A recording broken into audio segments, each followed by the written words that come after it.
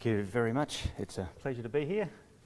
And what we're going to talk about today is Christianity, and what I believe it is really the only coherent basis for a notion of human rights. So let's begin. Human rights are sort of the thing that a lot of people talk about today.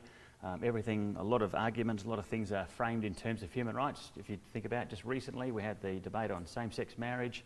That was framed for those who are in favour of same-sex marriage. It was framed in terms of this is a human right.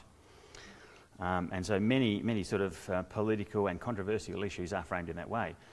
So as I said, there's marriage equality, Indigenous rights, black rights, and so on. I should remember to move this. Yeah. Black rights in the USA and even Australia with Aboriginal rights and so on, gender equality, disabled people, discrimination. So there's a whole frame of political and issues that are framed in these terms. So which raises the question, well, what really are human rights, and where do they come from? So this is an ontological issue. What is the origin of human rights? And of course, we're going to look at Christianity and the particular human rights declarations that are well known.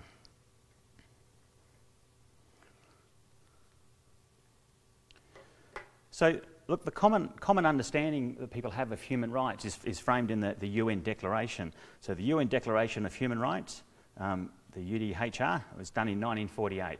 It was basically triggered as a response to the carnage in World War II. I might point out that the UN Declaration, incidentally, is not a covenant. It's a general resolution of the UN Assembly. So there's no signatories to it as such, but it was passed by the General Assembly. Follow that, there are a number of other set of covenants. So these are where people actually, governments or countries will sign up to them. And they are those there. There's racial discrimination, civil and political rights, economic, social, cultural rights, and so on. There's a whole bunch of those, and the rights of the child in 1990. So I should also add that just because a country is a signatory, well, I shouldn't generalise Australia. Just because Australia is a signatory to a covenant, and even if it has ratified that covenant, that doesn't mean that covenant is binding in Australian law, okay? So Australian law has it that you can only create law, only the Parliament can create law, okay? And so the government has to actually pass legislation in Parliament to make the covenant effective, okay? They can't just sign a covenant, ratify it and say, yeah, we have to abide by that. It doesn't work that way.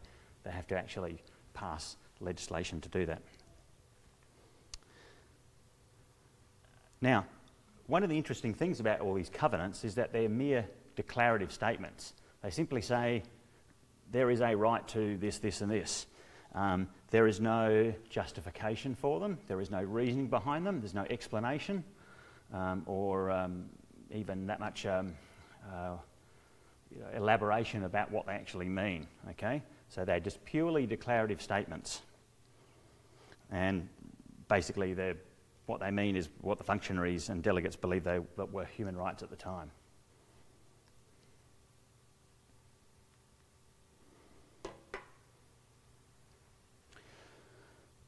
Now there's been a whole heap of different values and behaviours that have been asserted to be human rights. There's women's and children's rights, abortion and contraception, workers' rights, Indigenous people's rights, homosexuals' rights, etc. All these things have been framed in those covenants,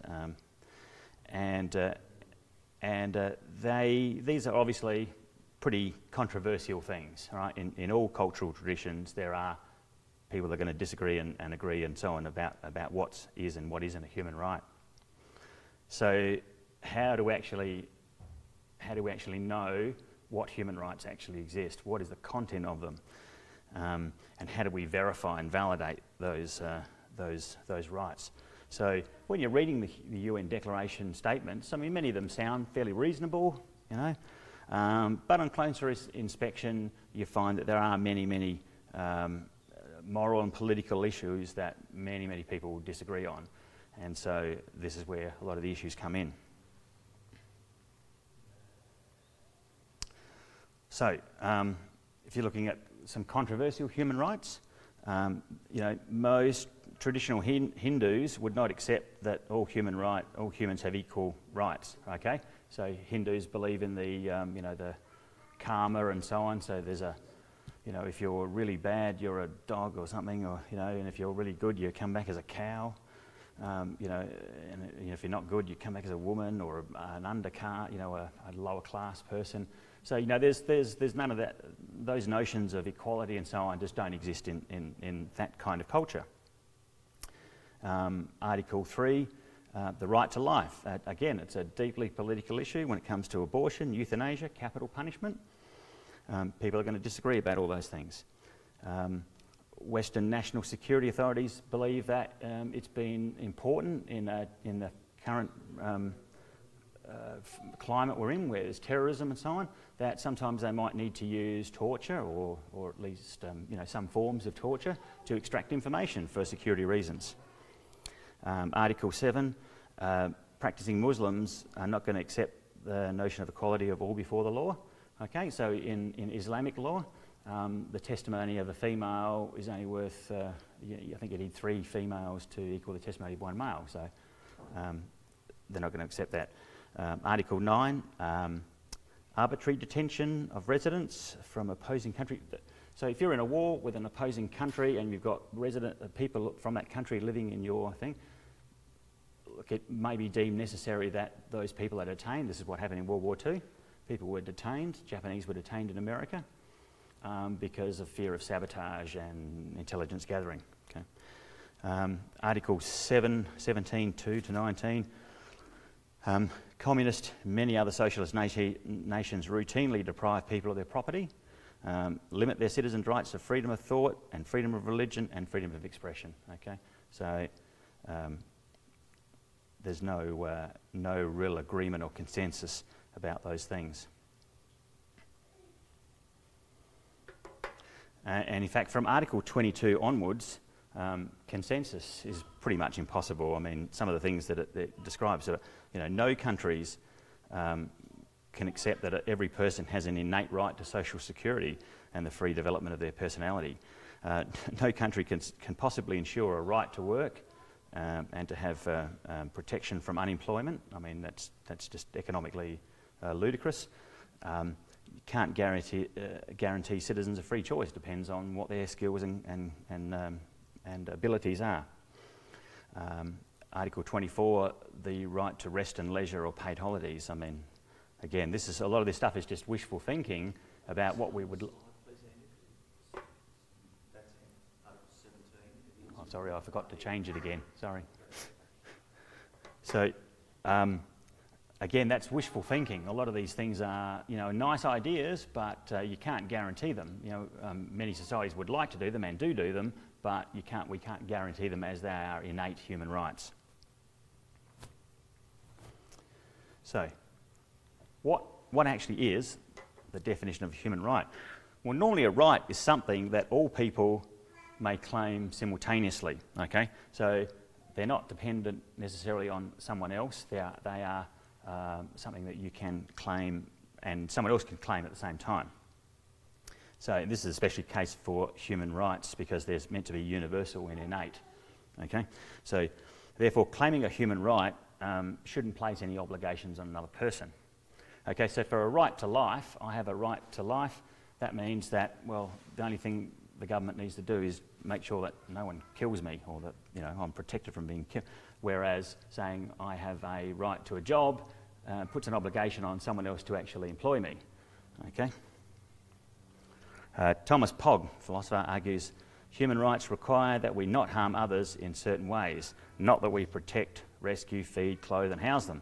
So civil and political human rights require only restraint, while social and economic rights also demand positive efforts and costs. Okay, so do you understand what the difference is? Yep.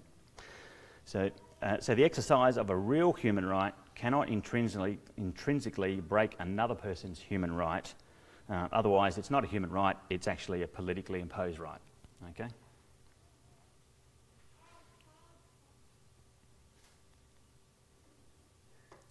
So to assert that human rights exist, it presupposes a certain legal, moral and social conventions, okay? So our conception of human rights is going to be dependent on our epistemological basis for human rights. So how do we actually know that we have human rights, and what actually are they? How do we know that they are? How do we know what they are, and how do we know that we know, right? So you can't isolate human rights from your conception of human beings, whether human beings are the same as animals or different from animals, and how is it that we can derive them, and how can we justify them? So I'm going to look at how different cultures go about doing this, or attempt to do this. So looking at Islam, for example. So now the teachings of Islam practice in relation to the status of human beings shows a fairly consistent pattern of violation and abuse. So if you look at those things, there's indiscriminate terrorism, subjugation of women, slavery, all sorts of things that seem to have no respect for human rights at all. Having said that, as I said there, the 19th Islamic Conference of Foreign Ministers adopted the Cairo Declaration of Human Rights, so in 1990. So this declaration, you can look it up on the web, in many ways it actually mirrors much of what the UN Declaration actually says. So it's very similar kind of things it says, until you get to the end where it says, Article 24, all the rights and freedoms stipulated in this declaration are subject to the Islamic Sharia. And Article 25, the Islamic Sharia is the only source of reference for the explanation or clarification of any of the articles of this declaration. So in those two articles, they basically just cancelled everything out. So basically everything is subject to Sharia, and so this is just, this is a facade really. It's again, this is a mere declarative statement. The authority comes really from Islam and has to be interpreted in accordance with Islamic teachings. Even though, of course, those Islamic teachings violate the common notions that we have of human rights. So if you go on to Marxism, now for Marxists, individual rights are really simply part of the capitalist system for justifying the capitalist framework and capitalist political system and political framework. So they're merely byproducts. Human rights are just merely byproducts of social relations rather than actual universal moral ethical standards. Stephen Lukes says that the Marxist canon provides no reasons for protecting human rights. Marxism is ultimately a dehumanising ideology. Social progress is the most important thing, right? So the good of the collective always trumps the individual rights. And of course this results in the quashing of individual freedom and choice. And because it denies that freedom and choice, it has to be implemented by force. If you've ever read the Gulag Archipelago, Alexander Solzhenitsyn, shocking book. I mean, it is just unbelievable what they went through, the prisoners there, political prisoners. So R.J. Rummel has written a great book called Death by Government. So he actually wrote it about the 20th century. So the 20th century from 1900 up to, I think he wrote the book in the 80s. So it got up to about middle of the 80s. So he talks about basically almost 200 million people in the 20th century were killed by their own government. Like, this is not in wars, right? This is by the government policies. So where governments have gone through and done things to deliberately murder their own citizens. So, the Holocaust and so on. And Hitler, by the way, was a Boy Scout compared to Mao Zedong and Stalin. And of course, by the way, that doesn't include abortion as well. So it didn't include any abortion. So you can up that to, well over 250, 300 million. and it doesn't include some of the later genocides in the 90s and so on. So, yeah, this is obviously not, human rights does not figure much in Marxist theory or practice. So let's look at it from a Christian point of view. This high view of high view of human beings is a central part of the Christian worldview. Okay, we're made in the image of God, and in fact, the early discussions of human rights were very much based from the Catholic perspective. Catholic theologians in the past had used natural law, and it was the prescriptive law of God which was written in our hearts and minds, so our conscience. Each human being, a special creation of God, blessed with certain natural or human rights, and human beings have a certain dignity and were given dominion over the rest of creation, as it says in Genesis chapter 1. And yet we are created in the image of God. So that's what makes us special and set apart. And as God's image bearers, we therefore have that same kind of moral, personal and spiritual nature that God himself has. So we have that volition, freedom of choice, self-consciousness, self-transcendence, self-determination and rationality. So this is the theological underpinning for an ontology of human rights.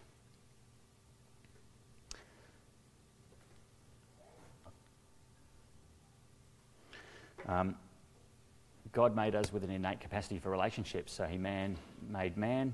Remember in Genesis, he made man. Man was alone, not good for him to be alone. He made woman. And so there's this basic relational thing that God, even man alone, had a relationship with God in the garden.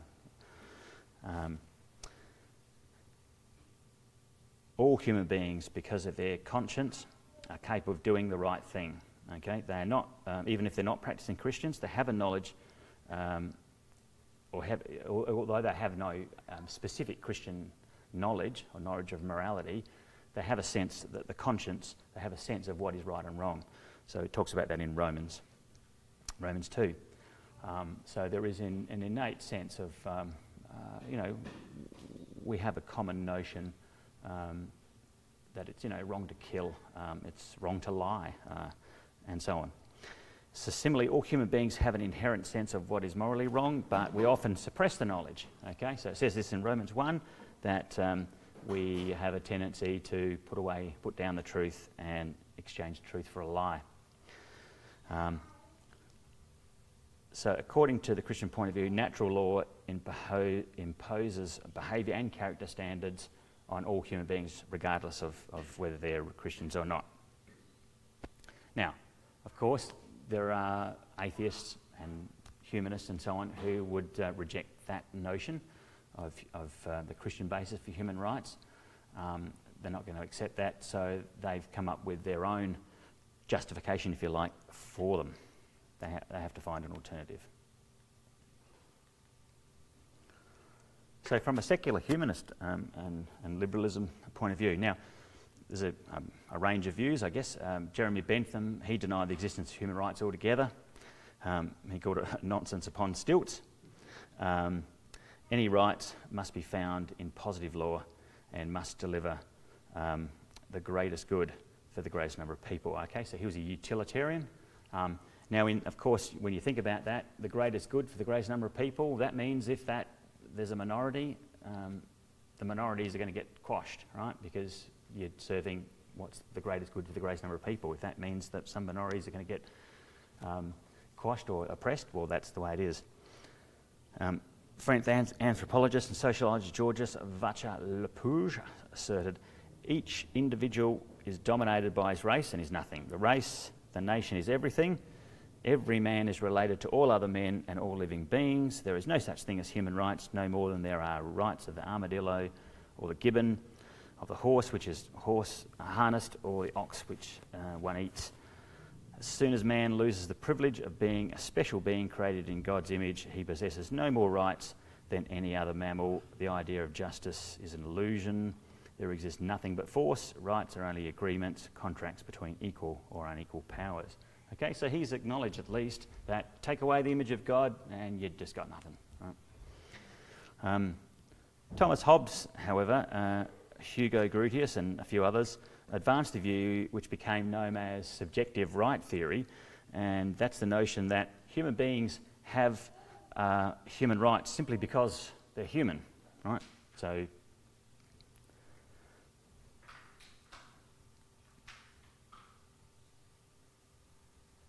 that's right. Yeah. The basic problem with this subjective right approach is that simply being human doesn't really give us the ability to just automatically derive or identify human rights. I mean, we can't just look at human nature and just read off the UNHDR from that. So it's a bit of a stretch. There's no common and universal moral knowledge that underlies all cultures. So there may be some, there are some moral notions, but not necessarily common body of knowledge. And different religions and philosophies are all going to differ on these points. So any claim consensus really doesn't exist. There's really no agreement about common and universal morality. Anthony Langlois, who's done quite a bit of research in this area, he's actually from Flinders Uni, an attempt to live with all the benefits of God without actually having God runs into the same trouble as the attempt to have a moral or natural prescriptive law without a moral lawgiver. Okay, this view, the subject right theory, really is just they're trying to borrow Christian morality and Christian ethics and sort of port it into a secular humanist view, but there's really nothing behind it. Is Langlois himself a Christian? He's a sad story, actually. He was involved many years ago with my friend Darryl. He lived in Canberra. He did his PhD in University of Canberra or ANU, one of the two, can't remember. And he was a Christian, practicing Christian. He got married and he was working over here in Flinders, and he decided that he was seduced by the homosexuality, and so he's become homosexual now, left his wife. So he's become very much, in recent years, become very pro-homosexual lobby type person and gender theory and stuff like that. So, would he still hold to that, or is that? Oh, I think he probably would. Yeah, I think he probably would. Yeah. I don't think that he would reject that. He's just, I guess, he's got different. Yeah, I mean, he's published quite a lot of articles. His PhD was on human rights issue in Southeast Asia, I think it was somewhere.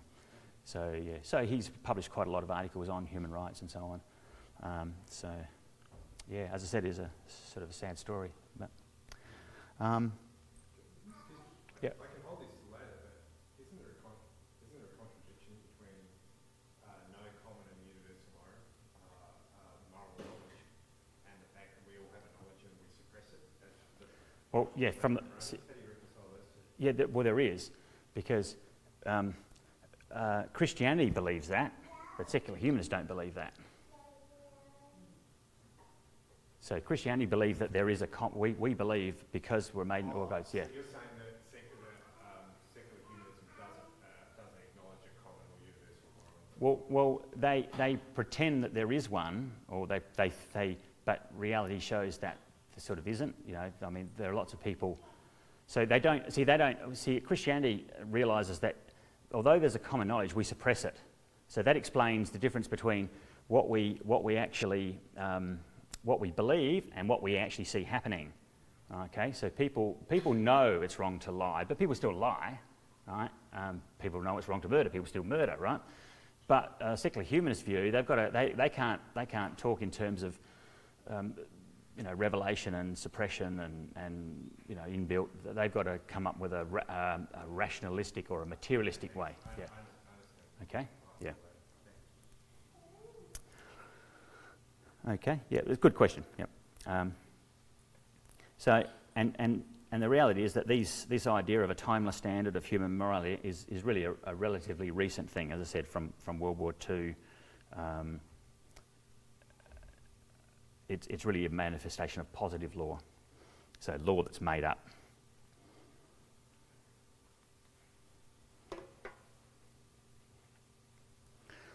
Okay.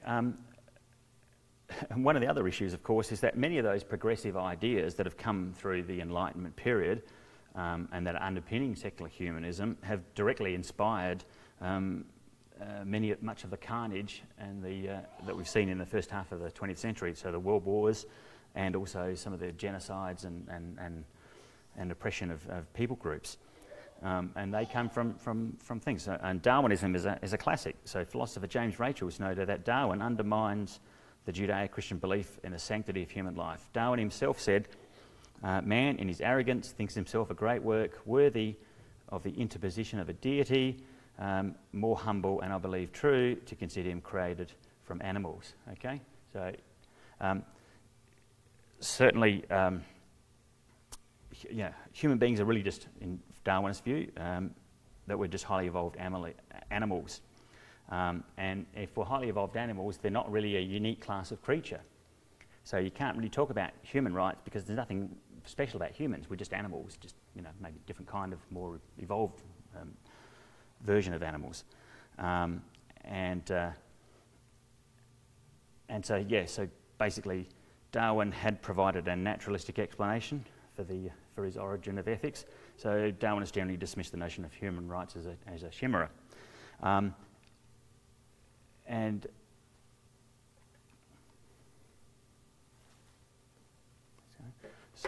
assuming the truth of Darwinism, you can justify euthanasia and infanticide. Indeed, this is what Hitler did. Okay, so he quotes liberally. His book Mein Kampf had references to Darwin's books, and this guy Rachels is, not unlike Peter Singer, has done similar sort of things more recently, and he's a professor at Princeton.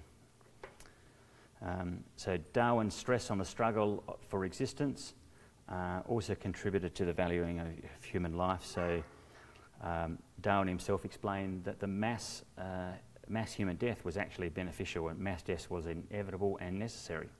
Okay, because again, it's this collective notion that it's the evolution of the species is more important rather than individual rights. Human rights really are mere constructions, manifestations of positive law. They come into existence through human action, and of course they can also go out of existence through human action or inaction in relation to enforcement.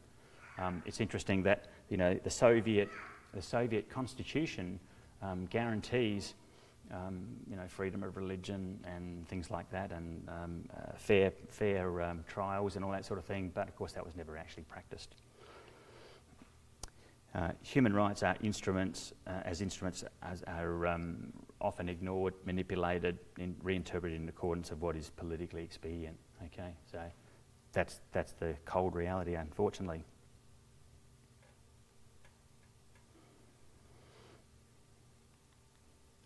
So I think you can see there that neither Islam, Marxism or secular humanism can really provide a solid basis for a notion of human rights. They don't have any ontological or epistemological way of deriving those human rights because they're ultimately based on a high anthropology. To have human rights means that you have to see and view human beings as something special, something very, very different and worthy of having special rights. And I think only Christianity can provide that high anthropology.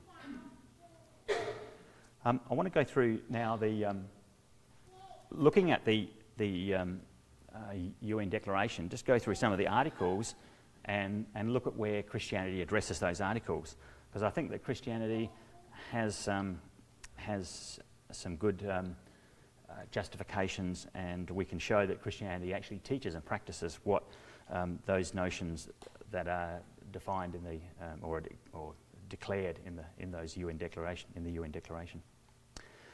So Article 1 talks about freedom, equality, dignity, endowed with reason and conscience.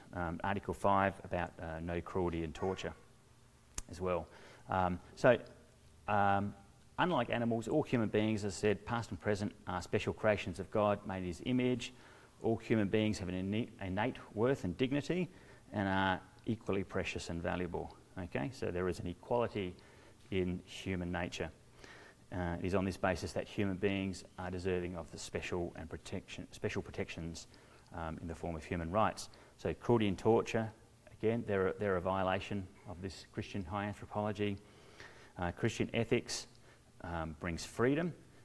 One of the things about Christianity I think is great is that, you know, if you take the Ten Commandments, for example, they're generally negative comments, negative instructions. So you don't do this and you don't do that, or they're very specific commands: do this and do that.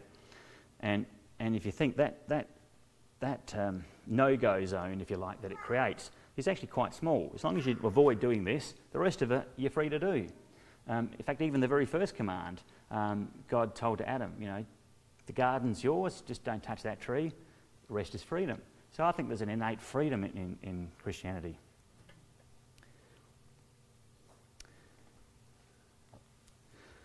Article 2, non-discrimination. So the Apostle Paul said, you know, neither Jew nor Greek, slave or free, male or female, for you're all one in Christ Jesus. Okay? Elsewhere he says there's no Jew or Greek, circumcised or uncircumcised, barbarian, Scythian, slave or free. Christ is all and is in all. Okay? So there is no racial discrimination, there's no sexual discrimination, there's no social discrimination in Christianity. Everyone is equal. Genesis 1:27, the image of God is both male and female. Okay? All humanity came from Adam and Eve. Racism is truly scandalous. It is ridiculous. All human beings are related to one another and all are image bearers of God, regardless of skin colour or physical characteristics. You know, your skin colour, incidentally, is determined by a pigment in your skin called melanin. So the more melanin you have, the darker your skin. Same with your eyes. The more melanin you have in your eyes, you have dark brown eyes. If you have very little melanin, you have blue eyes. And if you have little melanin in your skin, you're very, very pale. Okay, so it's just a genetic factor. So this is why, a few years ago, there was a couple, a very black, dark-skinned lady married a white guy in England, and had twins. One of the twins was white, one of them was black. It was just by freak. So it was really quite incredible. But, you know, there's no difference between races. It's just genetic. Populations have gone together, so people, as they interbreed, there's a concentration of melanin in one group, gives them the dark skin. People who live, you know, in less warmer regions, cooler regions, tend to have pale skin because they don't need that melanin to protect them from the sun. So it's just a genetic drifting problem or genetic drifting issue. So it's just ridiculous. In fact, the Bible never mentions races. You never find the word race in the Bible. It talks about families, clans, tribes, and nations. Right? No such thing as race. So there's only one race, it's the human race. Right? The Bible also teaches that God does not show favouritism, and neither should we. When it comes to human dignity and innate worth, there is no racial or ethnic discrimination, no social, no sexual discrimination, right? So we are all equal before God.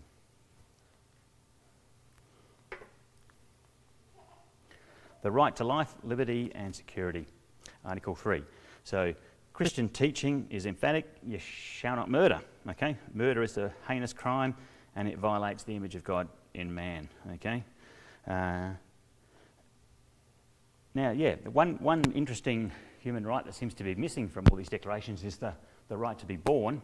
Because if you don't have the right to be born, then you're, of course, you don't have any other rights. You can't claim any others.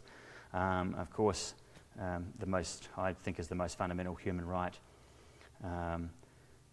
The reality is that in Australian law, you know, a baby does not have any rights at all until it is fully extruded from the mother's womb. Okay, doesn't have to have the umbilical cord cut, but it has to be fully extruded. This is why they do this barbaric partial birth abortion. They bring them out breech, and then they stab them in the back of the head and put a sucker in, crush the skull, suck the brains out, and the baby goes out dead. So, I mean, that is barbaric, but hey, it happens in hospitals in Australia. Is that actually legal in It is in Queensland, and it's in Victoria. Yeah. Queensland and Victoria, yeah. I know, I'm not sure about New South Wales. I don't think it's legal here in SA, but it is in those, certainly in Queensland. So yeah, it's, like I said, when it comes to those sort of things, it's hard to understand how barbaric we can become in certain circumstances. It should be noted that the Bible contains no prohibition against capital punishment. Genesis 9:6 actually endorses it for the offence of murder, and there's several other places endorsed as well. So it condemns rape. The seriousness of the crime is indicated by, again, mandated punishments. A man who rapes a betrothed woman gets capital punishment. A man who rapes a woman who is not betrothed must marry her and never divorce her. So again, there's kidnapping and enslavements prohibited. Violators again facing capital punishment. Okay, so these are all violations of the image of God, and that's how God takes it, how seriously God takes it with those. I will ask Andrew, it seems even in the New Testament, slavery, at least in the Roman context, was acceptable. You weren't even to seek to become free. Well, I'll just deal with that. Deal with that next. Article 4 is on slavery. So again, it raised the question: well, isn't slavery endorsed in the Bible? Is it not ordained in the Old Testament, and seems to be practiced in the New Testament as well? Yes, but not in the way that slavery is often understood today. So it's probably more accurately described as indentured servitude. There was a reason for slavery. It was generally entered into voluntary to repay debt. Okay, but the person could be freed by either paying their own debt off or by having a relative pay it off for them. And the Israelites were not to treat captured women as slaves, and they were also commanded to offer refuge to slaves and treat them well. In addition, all indentured servants were to be released, of course, after 50 years, the year of Jubilee. Could a nation, could they make slaves of the men? I can't recall. I think they generally killed them. Yeah, that's generally right. Yeah, because basically that's certainly what they did. Yeah, that was most of it. But I think that's certainly what happened. Yeah, I'd have to. They They could buy foreign slaves. So yeah. So in any case, Christians were chiefly responsible for abolishing slavery and the slave trade in Europe and the Americas. So I think that's an important point that it was Wilberforce, Granville Sharp, and others that worked to eradicate slavery, and William Pitt, of course, the Prime Minister. On the other hand, a lot of Christians went out of their way to justify slavery as well. Yeah, absolutely. Yeah, yep. And I think that it's interesting. With you mentioned that slavery was in the Roman context. It was said, and you were told not to challenge it or not to stay in your lot if you're a slave. And a lot of that was actually social necessity, because in many cases, if you weren't a slave, then it became very difficult to support yourself. There's no social security. Yeah, there's no social security. That's right. Yeah. Better to be a slave than to be Yeah. eligible. So yeah, a lot of there was a social support issue about how you deal with former slaves. So, but certainly the Christian view of slavery was a lot different to the sort of modern or the American sort of view of slavery.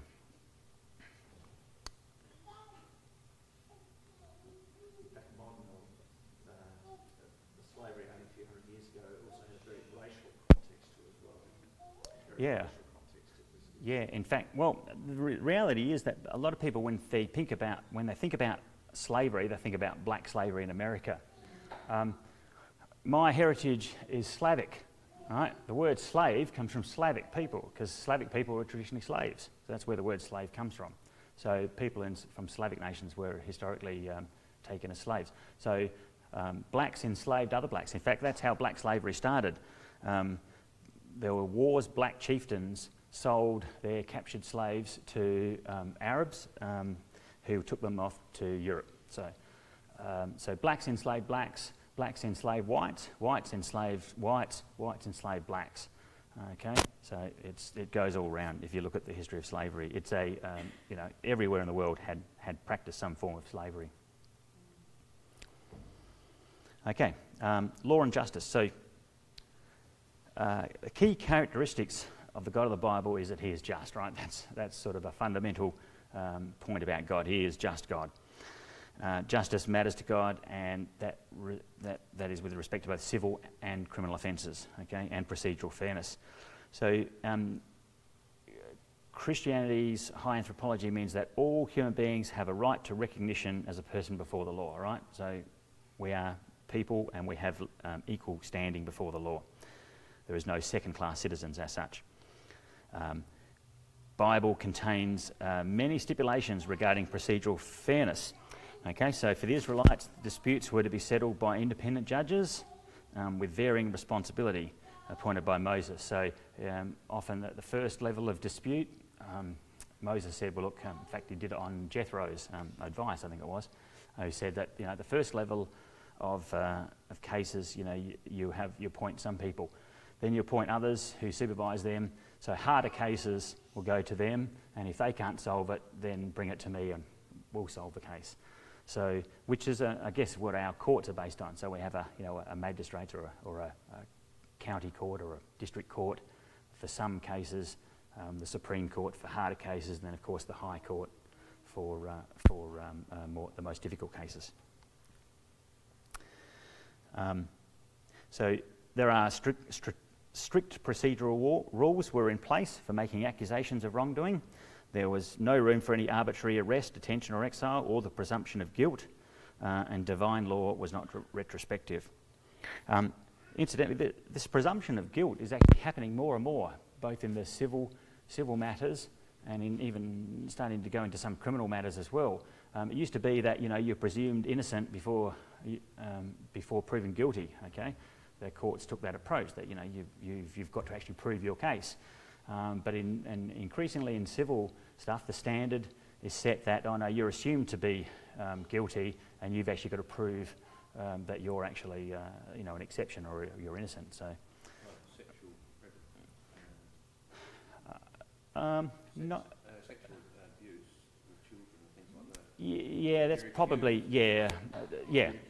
That's right. On the outer There is that's more of a stigma problem. What happens is you get accused, and then even if you get found innocent, there's this sort of stigma around.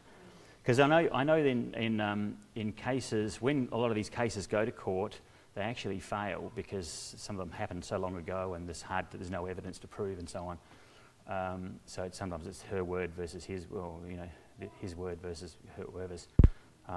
But certainly for civil matters like, whether there's discrimination or whether there's hate speech and all sorts of things like that. Even in employers, you've got to do certain things, and you're assumed to be discriminating or assumed to be showing preference or whatever, and they've got to prove that they haven't, which can be very, very difficult. So it's getting a bit out of hand, I think.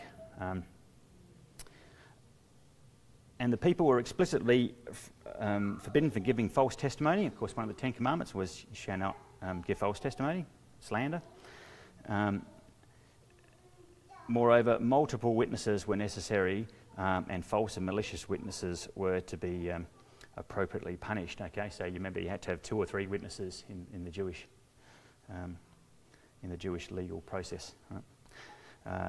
The Bible also stipulates effective and proportionate remedies for various offences. Okay, so all throughout Exodus and Leviticus, there's a set of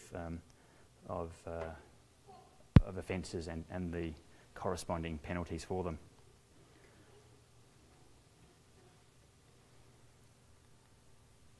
So privacy, non-interference and reputational damage. Article 12, the Bible teaches that, look, God knows everything. However, the Bible does endorse privacy in our interpersonal relationships.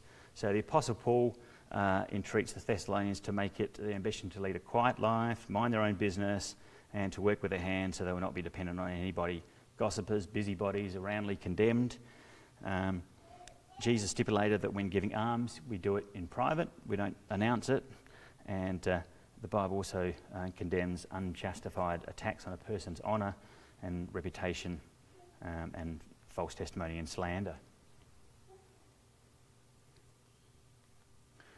So freedom of movement, national identity, asylum. Again, as I said before, there's an inherent freedom in Christianity. So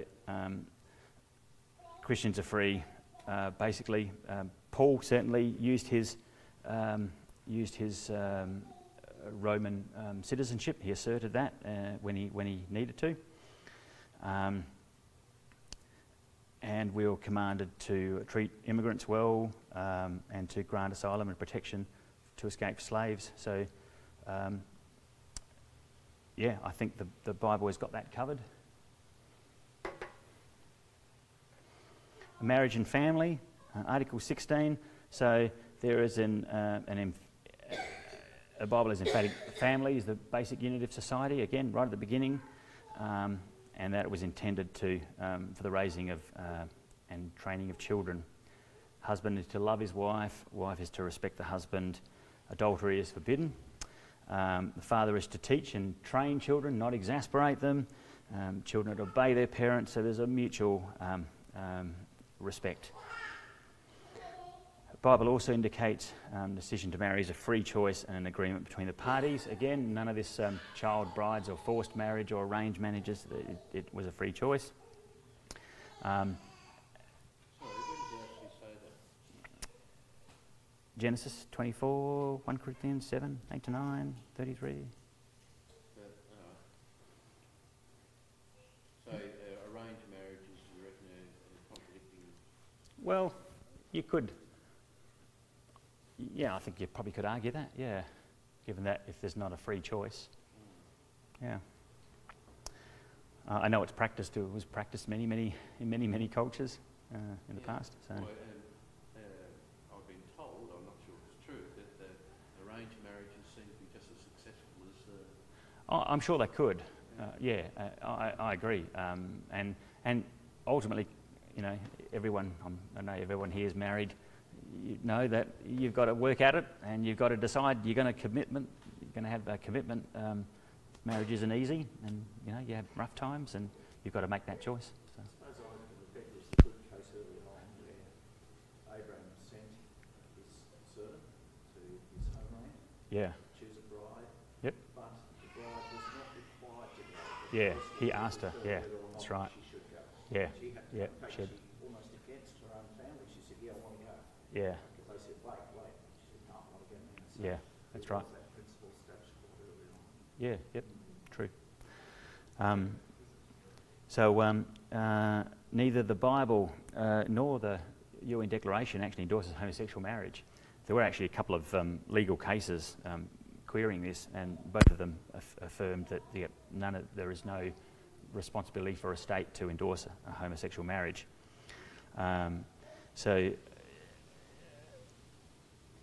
given the fact that the actual article emphasises that it's there to found a family, that the purpose of marriage is to found a family, as a natural and fundamental group of society, homosexual marriage would violate that principle anyway. Property rights. The Bible is clear. Individual property rights exist. Okay, it's in the 8th commandment, you shall not steal, right? If there's no such thing as private property, there's no such thing as stealing. Specific remedies for theft and other property offences are also instituted, okay? So Article 18 to 20, freedom of thought, opinion, association. Again, the inherent freedom in Christianity. Becoming a disciple of Christ, rejecting Christianity is a free choice. You know, we don't pin people down and make them convert. It is a religion of persuasion. So when we evangelise, it's about, hey, here's a choice. You know, this is what God's done for you. You can take it or leave it, reject it or believe. Okay, there's no convert or die methodology. Every person in the Christian society has the freedom to choose a different religion and practice it, to associate with whomever we wish, to express whatever opinions we wish. However, biblical Christianity teaches that ultimately, of course, we are accountable for those choices. I think people might point out that hadn't always been the case historically. Yeah, true, but I guess we need to like in all things, we need to divide the difference between what Christianity teaches and the way Christianity has been practiced. Because I guess Christians aren't always true to what the Bible teaches.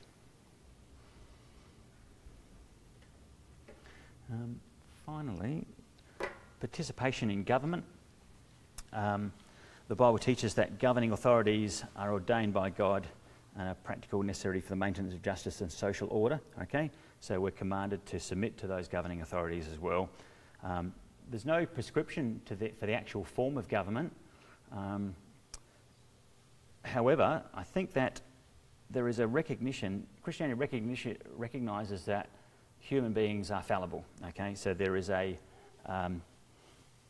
tendency in human nature to do the wrong thing, and so that brings up the need to have checks and balances on human government, so that no individual or group with vested interests should ever be completely trusted with unchallenged power over others. As Lord Acton said, power corrupts, absolute power corrupts absolutely.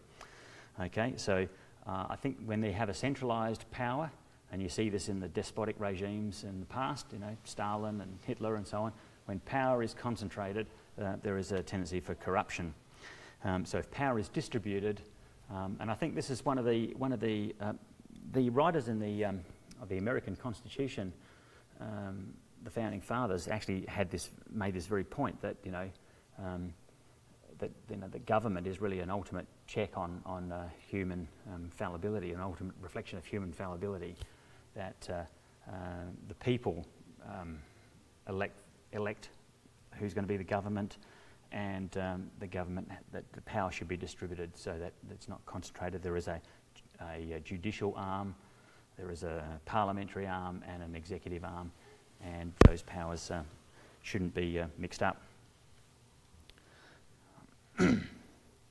Okay, so certainly representative government was practiced by the early church, and so I think there's no reason that Christianity should be against participatory government.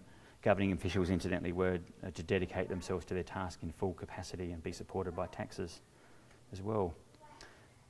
So I think the idea of a representative democratic government is a reflection of Christian theology of human nature and our fallibility.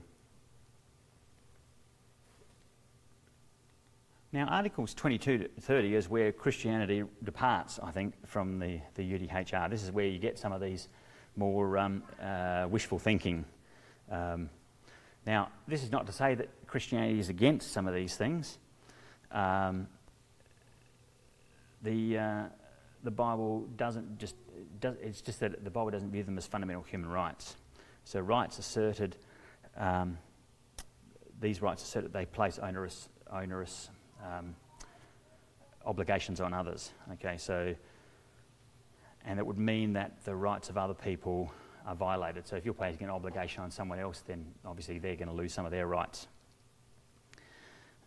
Again, this is not to say that Christianity is opposed to the provision of, health care and the provision of social security and disability benefits or whatever, or rights for particular people groups. It's just that they're not fundamental, innate human rights. They're political and economic rights. Okay, so if we wanted to justify those kind of rights, it's better to not, rather than take them as being human rights, we take them as an exercise of Christian ethics and say that we can provide such benefits to people and help people in these ways. Through Christian love, compassion, grace, mercy, generosity, goodwill, and so on, right? So that's a reflection of God's image. So Christianity teaches its followers to care for the less fortunate. That's certainly part of Christian theology, but it's not a fundamental human right. Sorry, maybe I'll just butt in here. Paul's exclusion of younger widows from the church's public social support scheme seems to be fairly tough at times, doesn't it? I think where he said widows who were widows indeed, by younger ladies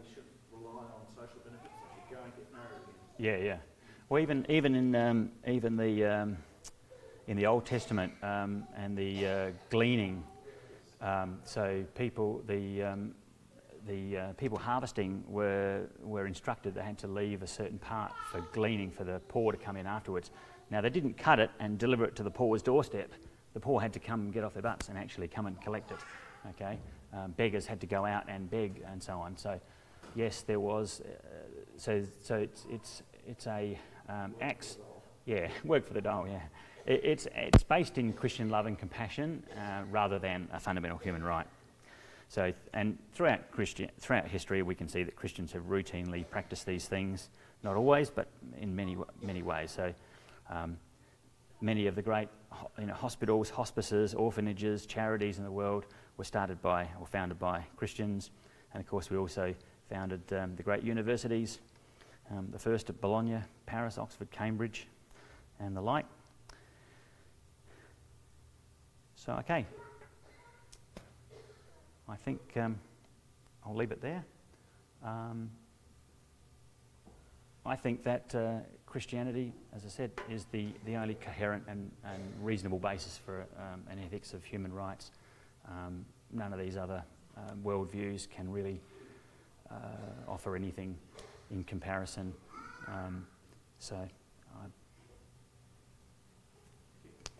Thank you.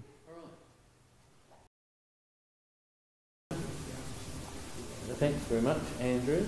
So I'm now going to exercise my privilege of power and open with the first question.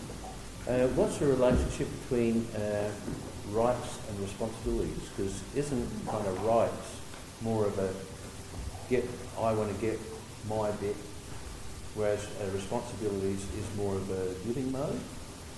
And all right, I'll leave that to you. Well, I don't think they're actually necessarily interlinked. Now, and on some theories they are. So what they call it, the social contract theory was that there was a social contract and there are rights and responsibilities and so on. From a Christian point of view, yes, there are rights and yes, there are responsibilities. Our rights, as what I've explained, and the responsibilities, I guess, are, God has, there is a religious obligation, because what Christ has done for us, what God has done for us, God expects us to do the same for others, to model the image of God. So part of being the image of God means that you model the same kind of character as God. And so you do what God does. So you are kind, generous, giving, merciful, gracious, and so on. And so I think that is where the Christian character is where those responsibilities, in a sense, come in. Well, we have responsibilities also in the course that God says, well, you shall do this and you shall not do that. But I guess they're relatively specific. Certainly we have a responsibility for our children. That's in the Bible. We are meant to look after our children, look after those who are given roles in the church, have responsibilities as well. So they're more specific things, not necessarily directly related to human rights or rights. But wouldn't there be far more emphasis in the Bible in terms of instructions for Christians on our responsibilities, and they're more focused on responsibilities than our rights? I would agree that. Yeah, that's right. Again, you see, you can't necessarily read off the UNHCR from the Bible, as I've explained in the sort of second section of my talk, that we look at Christian theology, what it teaches about human beings, what it teaches about examples that some of the rules and apparatus that were put in place for the Jewish people, or the Israelites in the Old Testament. They reflect the high anthropology and also the human fallibility. So these rights are derived from Christian theology rather than sort of asserted directly in the Bible. Yes, thank you for your talk, Andrew. It's appreciated. For a long time, Christians in Australia have assumed that we have rights to have freedom of religion. We've now got a review looking at this very essential thing for the religion and conscience. Could you please make a comment about this? The Constitution, I think it's section 116, says basically that the government can't create any laws that favour or disfavour certain religious practices. Okay, so there is an implicit kind of freedom there, and I mean freedom of religion means brings up lots of related issues. I mean obviously there's freedom of speech and freedom of expression, and so we are a Christian nation. We were founded on Christian principles. It says that in the preamble of the Constitution. It talks about humbly Australia, humbly the states, particular states, humbly relying on the blessing of Almighty God in the preamble. There's an acknowledgement of God. So I think there is a freedom, but it is constrained to that I guess Christian Western view of things. So you can say, okay, there's freedom of religion, but that doesn't mean that people are free to do genital mutilation or child brides and things like that. What about baking the cake for homosexual wedding? That's the one that's topical overseas. Well, yeah, I mean, and look, I think that I don't think it's necessarily a freedom of religion. I think it's a freedom, full stop, choice. I think that look, people should be free to do whatever they want, right? So people should be put within the law. So if a baker doesn't want to bake a cake, if they want to discriminate, that's up to them. And it means that they don't get their business, and the person can go somewhere else that does. Now, I think that is the case for individuals and companies and so on. I don't think that's the case for government. Government can't do that. Okay, so if there is a government advice, they don't have that freedom because they're a representative of the governing bodies, right? And sometimes they're monopolies as well, right? But I think that individuals and businesses and so on, non-government entities, should have the freedom to discriminate if they want to. And there's an economic cost to that as well, so that's they've got to measure up. Certainly, what happened in the interesting case that in South Africa, when they had apartheid, there were a lot of people, a lot of white people would actually go against the law and employ blacks to do certain things because it was actually economically beneficial for them to do so. It actually went against the law. So there's an economic factor that comes into things that can also sway people with what they choose to do. But there are anti-discrimination laws, though. Anti-discrimination laws not override some of perhaps our beliefs if we choose to practice them in some way. In the public, let's face it, I am talking about supplying services. If you become a business, you are then required, I believe, to serve anyone without discrimination. That case you're referring to was taken to court. That guy he referred that couple on to another baker. He'd served them previously in the past. He wasn't hostile, he wasn't rude. Yeah. They took him to court and he lost. It's cost him $135,000 in Is that fine. the law of the mile guy? Yeah, and it's cost him his bakery shop as well. His closed business. Now, where's the freedom in that? No, that's right. If a person running a business, whatever, isn't free to withdraw their labour, that means no one's got the right to strike either. These, when unions call a strike. Because that's withdrawing labour. If they won't let a baker, withdraw their labour, how can they let people go on strike? Yeah, that's right. I don't necessarily think that the fact that you have freedom, that you don't always necessarily have to exercise the freedom either. and it's up to you, I guess, up to the individual person. So, you know, I've got an investment property, and if a gay couple decided they want to rent my house, I don't really have any objection as long as they pay the rent, you know, I don't care. It's not violating my beliefs or my sort of freedom or anything to do that. But you know, some people might say, no, I don't want that. There's a bed and breakfast in the UK which did not want that happening in their particular bed and breakfast. And they referred someone down the road, but they would take the energy for another. So, you know, I guess it's a case-by-case basis and so on. But I think the underlying thing is that people should have freedom, and it doesn't matter whether it's homosexual or other things. It doesn't really matter. Yeah. I think that you know... it's probably a silly question. What's the relationship between the Constitution and the law? Is the law subservient to the Constitution, so you can't make laws that violate the Constitution, theoretically? Yeah, that's right. Well, okay, sort of can of worms as well, because, you know, look, the Constitution as written is if you read through the Constitution, you think this doesn't really sound like the way the government works, right? So the Constitution is also governed by a set of conventions, okay? So when you study constitutional law, you learn about the Constitution and all the constitutional conventions that go with it, okay? So for reading the Constitution as it is written, the Governor-General seems like the most powerful person in the country.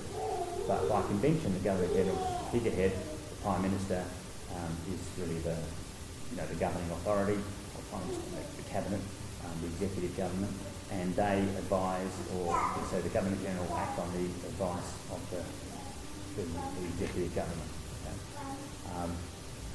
But what Section 52 of the Constitution talks about the powers that the federal government has.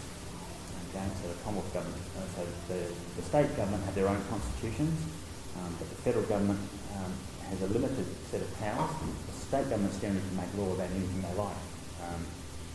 Whether they can enforce it is a different question, but you know, they can make whatever they like. So, but if there's a contradiction between federal law and state law, federal law overrides it. Okay? So. But the federal government can only make laws that are under those Section 52 powers.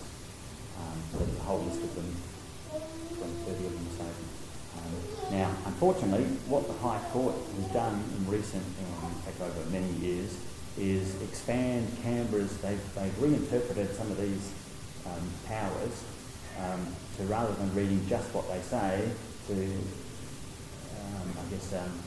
Not the intent. Yeah, they've tried to, they've basically expanded them. And so more and more power is drifting toward Canberra. And so the federal government's getting more and more powerful, concentration of power. So you know, you get people who are federalists. So I probably would say I'm a federalist. The federalists, people say, well, hang on, the government should be limited. They should do what they're meant to do, the federal government, and the state government should do what they should do, because they can look better and they can look after their people. Otherwise, you don't want people in Canberra making decisions for people in WA and SA, you know, see. What is a federalist? So a federalist is saying, well, there's a much greater division of power. So so Australia's a federation of states. Okay, America's a federation of states as well. Okay, so there are state governments. Now a lot of people say, the state governments are useless. They're just duplicating what's in the Commonwealth, and to some extent that's true. And that's because the Commonwealth has taken so much of their powers, and taken away from the states. So the states end up doing some things, but they can't tax, for example. That power is taken away from them, so they have to rely on the federal government to provide revenue and so on. So a federalist is one who says more power to the states. Yeah, or a division of power. Or more limit what the federal government is. Yeah. So, as I said, and I think that really that is a reflection of human fallibility. You don't want to have power concentrated in other ways. Could I follow up the question by Kevin before? I've always thought that when I was young, everyone debated obligations, that you should do this, you shouldn't do that, and that was the general moral discussion. These days it seems to have shifted to human rights, which is rights rather than obligations, except for discrimination, that's talked about a lot, which is an obligation. So to me, the whole focus has shifted from what you must do, what you mustn't do, what you should do, to what you're able to get. Yeah. And it's the complete opposite way of thinking to me. You haven't talked much about that distinction. Yeah. Well, it's really selfishness, isn't it? I mean, what is it about? A lot of these, and I said, a lot of the stuff, the rights that I think that are true human rights are things that don't have any obligation on other people. They are things that, okay, in areas of restraint. So, you know, either right to life or,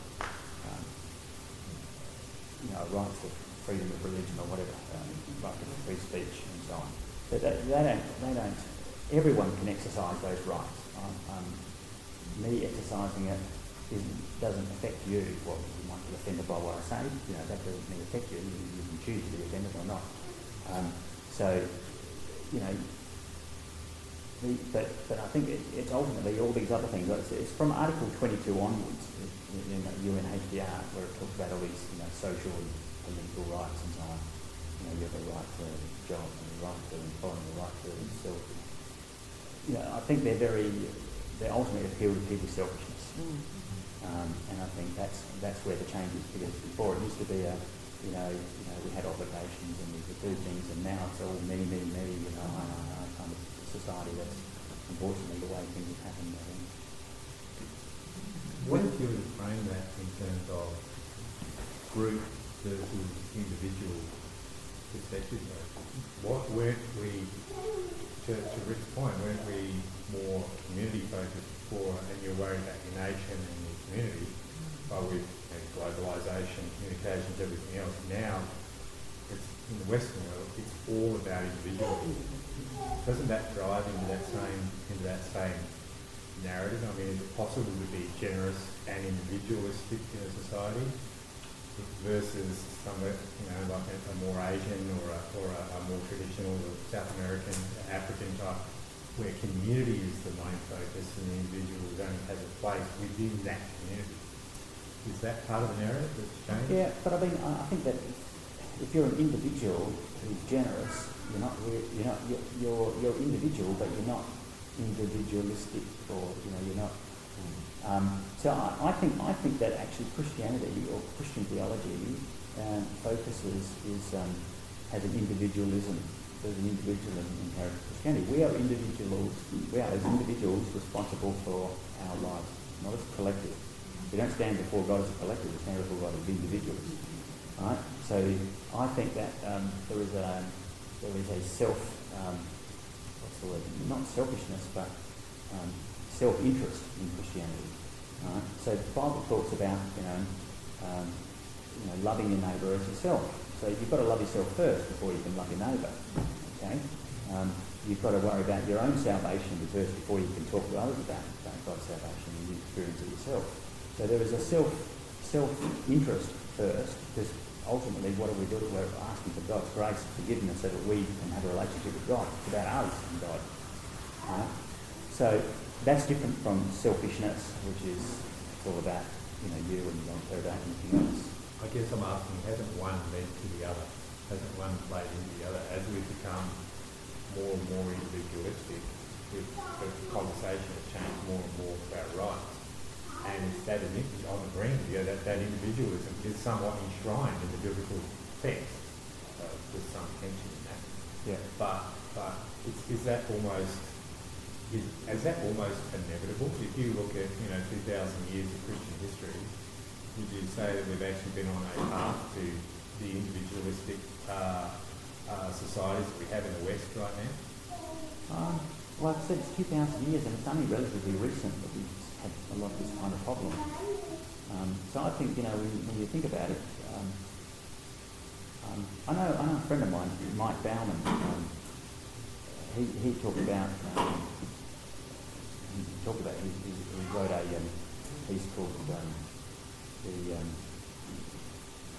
the Confessions of an Undeceived. I can't remember what the title was, about being undeceived. Anyway, that is sort of walk through life as a Christian, and how he started off being a child of the 60s, the flower power, all that sort of stuff, and and then became a Christian and then realised that he didn't really know anything, and had this undeception, if you like. And he said, he talked about his father and his uncle who went off and fought in the war. And he said, the people, they were sort of a generation that had a real hard time. They fought the war, they lost a lot, lost their friends, lost family, lost so on. They came back, and then there was the baby boom generation. And he thinks that, a lot of those people, they raised the baby boomers, and they basically spoilt them in the sense that they gave them so much more than what they ever had. So they went from a generation that worked and suffered to one that sort of overindulged. And so you end up with that, and this is where the whole 60s thing came out, so he thinks that, that's a big part of it, that those cultural happenstance with history, certainly in the West anyway. Expectation. And then of course you get, I'm a generation Xer, so I'm a boomer. You're a boomer, yeah. And so now it's Mark Stein says, they've got the next generation Y, who will end up having to pay for generation X's and generation and baby boomers excesses. And the full generation Y, because as Mark Stein said, they'll be saying, why did you do this to us?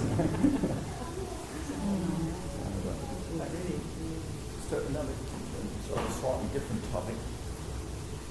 Largely two economic models. You've got socialism or you've got capitalism. Each seems to have its disadvantages. Have you, Andrew, got any view of what Christians' view should be? Lots of views. Okay. But I can't go through it all in a few minutes. I have written a paper on it called Christian View of Economics and Industrial Relations. On a 30 or 40 page paper or something that's on my website. I think have a look at it. Can you give us a dumbed down version? I think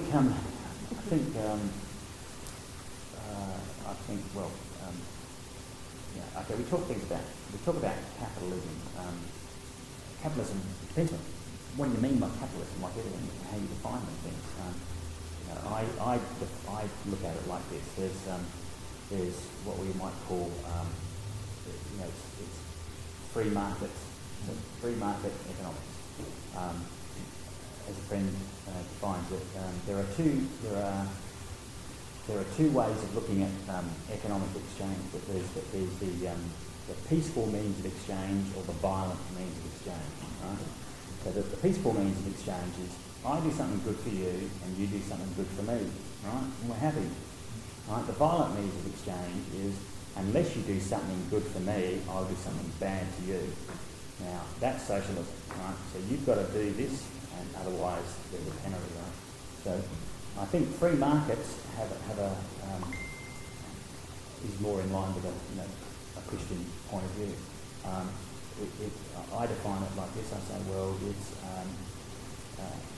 capitalism is the free exchange of goods and services without fraud, theft, and coercion. Okay, so it's free. You don't have to do it, or you don't. You choose what you want to do. It's a free exchange. As long as there's no fraud, there's no theft, and there's no coercion, we're all happy. So people talk about there's unequal exchanges and so on. People are exploiting others and so on. But ultimately, if you think about it, the idea of equal value in an exchange is a chimera, right? Because if you go and buy a newspaper, right? You go into a shop, a news agent, and you give them, your $2 for the Australian or something. Well, what that means is that you value the paper more than your $2, right? There's no equality in value. You value the paper, that's why you've handed it over. And the shopkeeper values your $2 more than he values the paper, so he's going to give it to you. Okay? So this idea of, equal value, well, it's not, right? So it's what people are prepared to pay for what they want. And that's what markets are. They're basically, people talk about markets as if there's some kind of abstract term, the markets, no, the market's you and me, people, right? We're the market, and if we want something, or there's either no market, if you think you can, I can create bottles of fresh air and I can sell it to you, but there's no market for that. People don't want that stuff, right? Or you could make some potion that's to lose weight or whatever, and if it doesn't work, people aren't going to buy it. So, if people want to, and that goes with labour as well, when it comes to hiring and firing people, you hire someone because they think they're going to help your business or whatever, and you pay them accordingly. If they don't produce very much, if they don't have many skills, then you're not going to pay them very much, at least to begin with. When they acquire some skills, then you're going to up their pay. So that's why I think, for example, that minimum wage laws are a stupid idea, because you're basically the minimum wage really is not $15 an hour. Minimum wage is zero, right? Unemployment.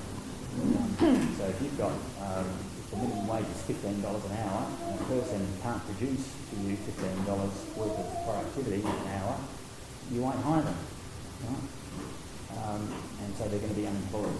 But if they can do it for $10 an hour, then maybe they're going to get a job. And maybe after a year they'll produce $15 an hour, so then you don't have to pay the $15 an hour. So that's what free markets are today. But in this fallen world, obviously, there are extremes in both cases. Absolutely. You will get people who steal. Absolutely. Yep, and that's human nature, because we are fallible, and there's people that are going to screw you, absolutely, and there's no way around it. But look, ultimately, it's like my mate Mike Bauman says, if you run a business and you're a nasty person and you run a shop and whatever, no one's going to work for you and no one's going to buy from you, right? So sometimes markets will force you to be a good person even if you're not. Right?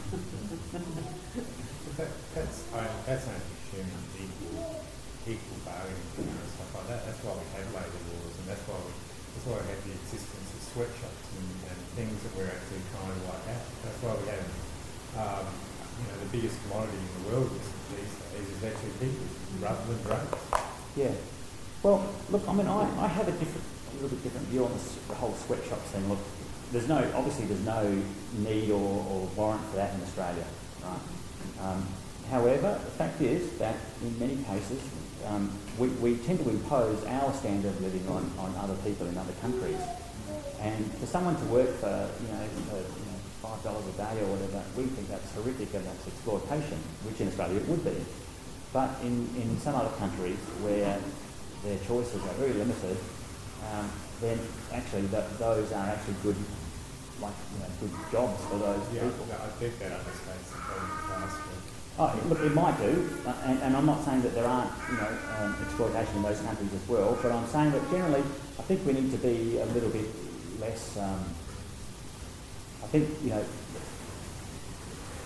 can't impose our standard necessarily onto another country. I agree with that, but I think, but now you're going to the next question. Actually, wait, I'll wait.